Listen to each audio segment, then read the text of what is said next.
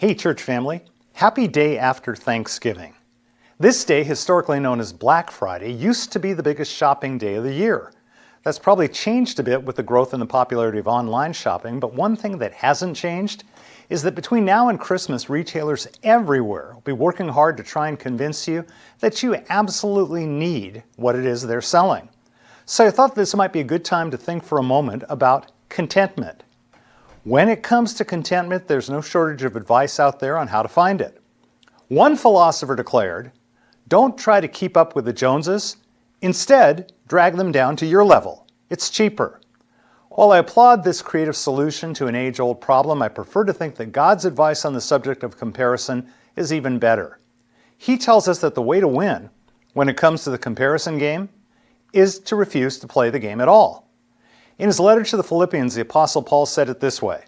He wrote, "I've learned how to be content with whatever I have. I know how to live on almost nothing or with everything. I've learned the secret of living in every situation, whether it's with a full stomach or empty, with plenty or little." Paul reminds us that comparison is a destructive trap. And the reason is that we can always find someone who's smarter, prettier, or in better shape, or who just has more stuff than we do. On Monday, we might be so proud of our brand new shiny car. But on Tuesday, we look out the window and we see a newer one parked in the driveway next door. Someone has said there's one guarantee in life. No matter what you acquire, somebody somewhere is going to have something newer, shinier, or more powerful. But is there really any harm in comparing ourselves to others? There is when comparison takes our eyes off of the blessings that God has already given to us.